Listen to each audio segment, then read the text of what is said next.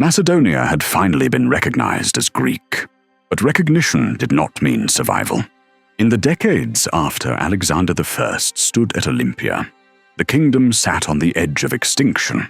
While the southern city-states argued over philosophy and constitutions, the northern frontier was collapsing into violence.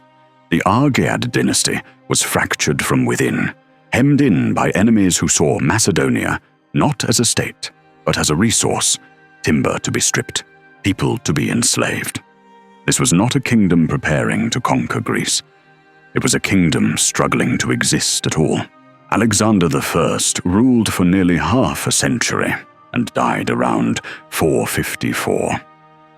During his reign, Macedonia began laying down the foundations of institutions that would one day terrify the Greek world: the hetairoi, the companion cavalry, and the pegetairoi, the foot companions. These were not symbols of strength yet. They were emergency measures, attempts to impose unity on a realm that was dangerously close to tearing itself apart. Before these reforms, Macedonian kings relied on tribal levies, men loyal first to their local warlords, not the crown.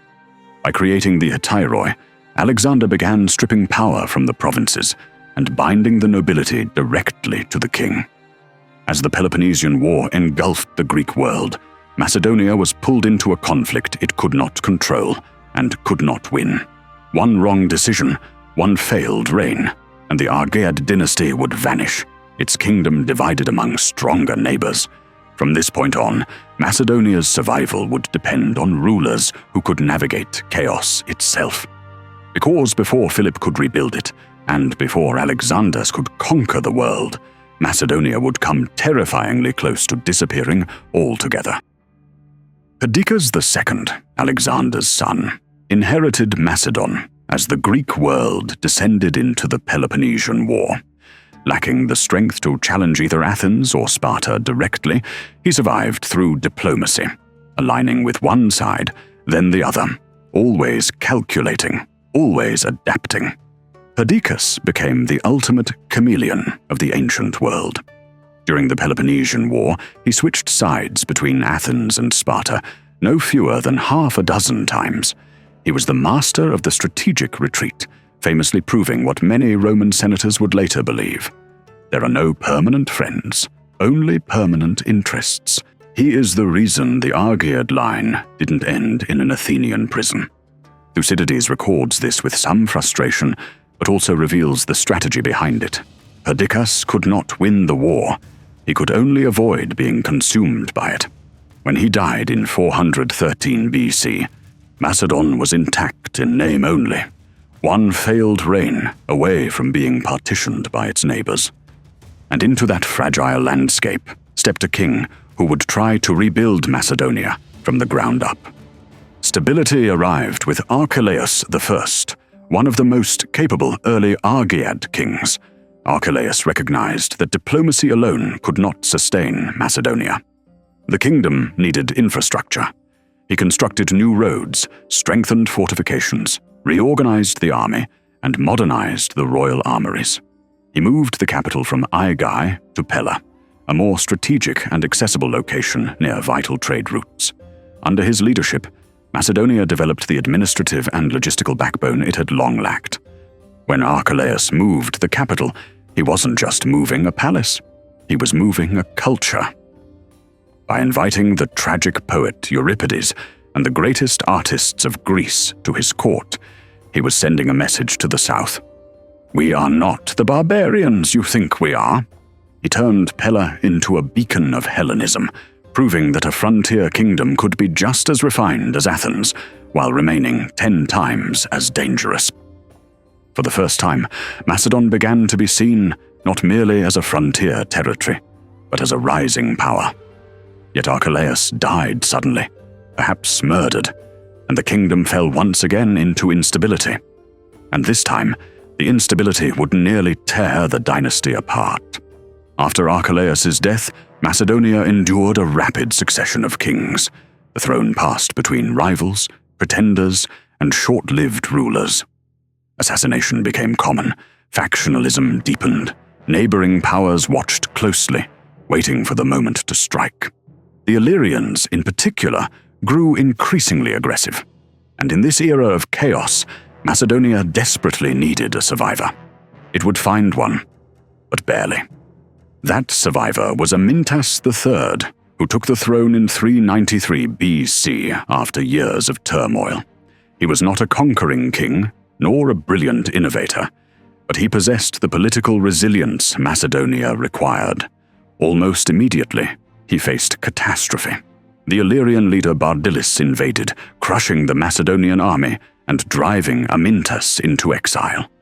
It seemed the kingdom might not recover. For a brief moment, there was no Macedonian kingdom at all, only occupied land waiting to be divided. But the Illyrians, as usual, came only for plunder. When they withdrew, Amyntas returned, regained the throne with Thessalian support, and slowly restored order. He rebuilt alliances, stabilized the court, and reasserted royal authority over both Lower and Upper Macedonia. The kingdom Amyntas governed remained precarious. Macedon still faced hostile tribes to the north and west, resentful Greek neighbors to the south, and deep-rooted internal divisions. Yet Amyntas succeeded in the most important task. He preserved the monarchy long enough for his sons to inherit it. And those sons would grow up in a Greek world that was beginning to change. Throughout Amyntas's reign, Macedonia's relationship with the southern Greeks continued to evolve. Athens required Macedonian timber for its navy, while also disdaining Macedon culturally. Sparta saw Macedon as a potential ally against Athens, but never as an equal. Thebes, rising to power in the early 4th century, eyed Macedonia as a frontier pawn. These shifting alliances and rivalries created a political environment that was both hazardous and full of opportunity. Macedon had resources the Greeks needed, but lacked the prestige the Greeks valued. This tension would shape the childhood of Amyntas's youngest son. And that youngest son was about to enter the world, sometime around 382 BC, in a court still recovering from invasion and political turmoil. A child was born to Amyntas III and his queen. No omens marked his birth, no prophecies announced his destiny. Yet this boy, named Philip, would grow up to reshape the Greek world entirely. Philip's early years unfolded in a kingdom defined by constant threat. He witnessed the fragility of royal authority, the danger of factional nobles, and the ever-present menace of Illyrian raids. He saw envoys from powerful Greek cities arrive with demands or diplomatic overtures, each attempting to shape Macedon to their advantage. And he watched his father navigate this dangerous landscape with caution and resolve. He absorbed the reforms of his predecessors, the administrative foundation laid by Archelaus, the diplomatic cunning of Perdiccas, the military traditions that had their roots in Alexander I's reign. And he would later refine and perfect them. Philip would unify the Macedonian clans, transform the Hetyroi and Pegetairoi into an unparalleled fighting force, and build the political and military system that allowed Macedonia not merely to survive, but to dominate Greece. Philip would forge the spear, but Alexander would launch it right at the heart of Persia. That's it for today. Next time we will discuss the early years of Philip II of Macedon. Stay tuned.